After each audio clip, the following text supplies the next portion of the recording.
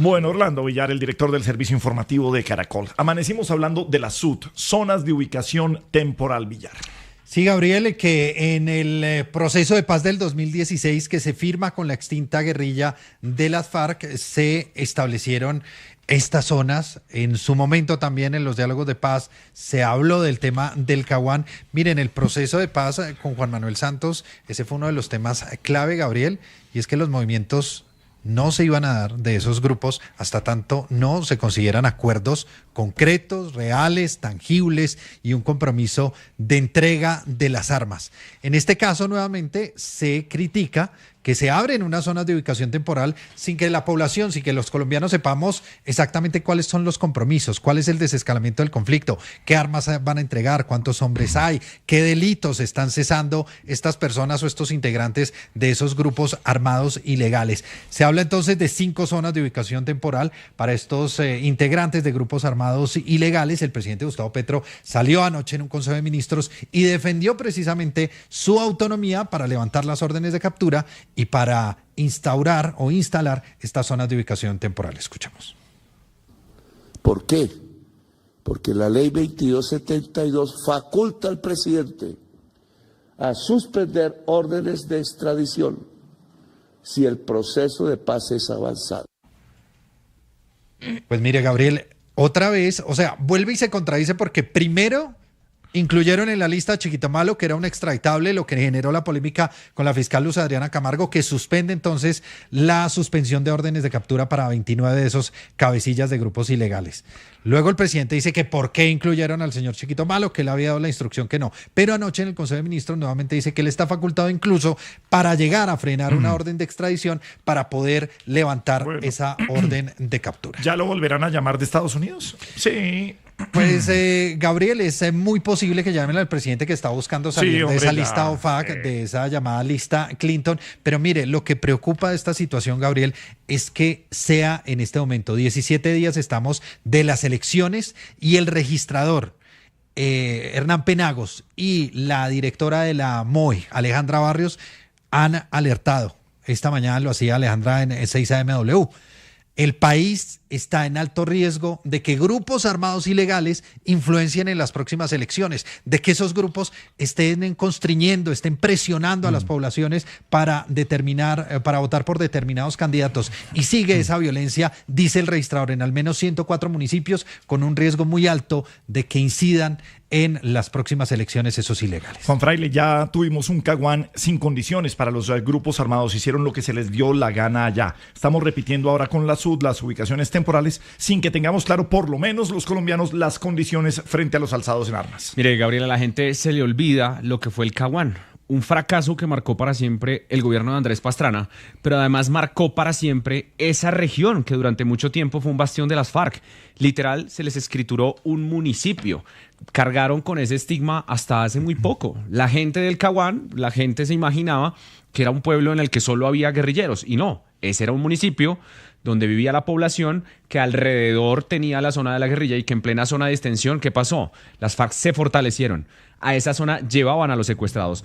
De esa zona salía la cocaína. Eso fue lo que pasó con la zona de extensión del Caguán. En las zonas de ubicación que mencionaba Orlando sobre el proceso de paz durante el gobierno de Juan Manuel Santos, fueron bien pensadas y planeadas, pero también hubo problemas. Muchas ya no existen, se acabaron los proyectos productivos, allá volvieron los grupos ilegales y tuvimos durante ese proceso de paz una situación en la que se cuestionó durísimo a alias Romaña, porque estaba en un proceso que era aparentemente pedagógico, pero se dieron cuenta que estaba haciendo política.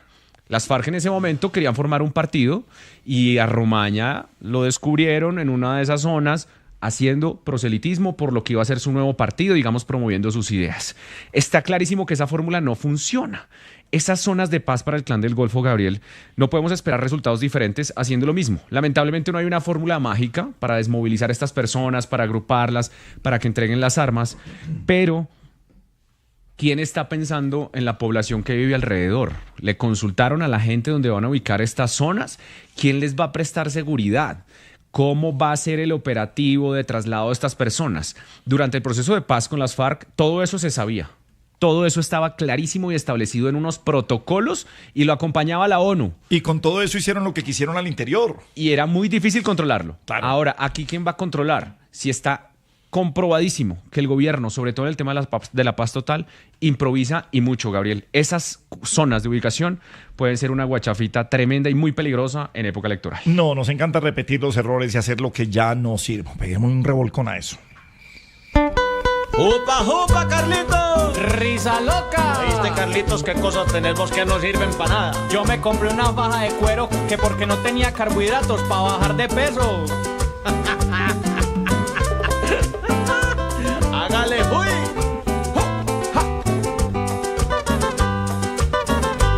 Si algo nos caracteriza es tanta colombianada, porque hacemos unas cosas que no sirven para nada. Por ejemplo, si unas pilas nos dejan de funcionar, se meten a la nevera pa' que vuelvan a cargar. Otros más exagerados, con una visita incierta, cogen la escoba al revés y la ponen en la puerta. Eso no sirve para nada. Hay quien dice además que así antes la visita como que se amaña más. Ya le puse la escoba. Hay quienes guardan $1 pa' abundancia en su defecto. Pasan los días y meses y ese dólar no hace efecto. Otros con una maleta dizque atraen mucho viaje. Pasa el tiempo y no hay plata ni siquiera pa' un pasaje. Qué pesado.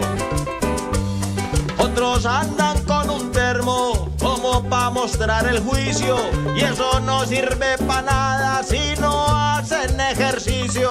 Por eso es que lo mejor es el trabajo puntual, haciendo cosas que sirvan, no para seguir igual. Sí, señor. Y yo sí tengo el dólar de la suerte. Y el termo también y no le ha servido. Ojalá estas trovas sirvan palco.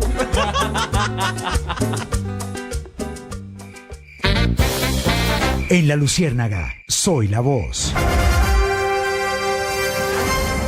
Hola, les habla Jairo Libreros, profesor de la Universidad Externado de Colombia, y soy la voz de quienes rechazamos las zonas de ubicación temporal para el Clan del Golfo o las otras que se entregarán por parte del gobierno del cambio a dos disidencias, de las disidencias, de las disidencias, de las disidencias de las FARC, porque es evidente que no son fruto de los dividendos por el éxito de la paz total.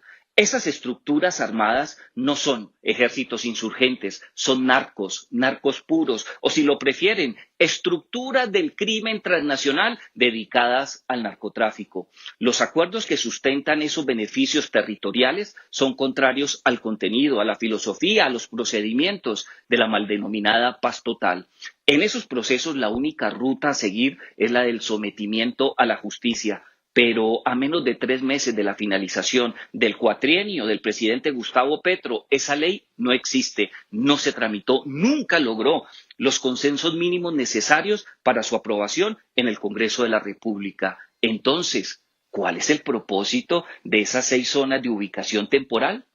De un lado, es una batería discursiva para disimular el fracaso de la paz total. Correrán declaraciones y fotos que inundarán las redes sociales. Y del otro lado es una estrategia electoral que pretende imponerle al nuevo inquilino de la Casa de Nariño el mantenimiento de esas conversaciones fallidas. En conclusión, esos campamentos veraniegos son unas vacaciones que usted y yo le vamos a financiar con nuestros impuestos a unos delincuentes que se niegan a abandonar el oficio criminal.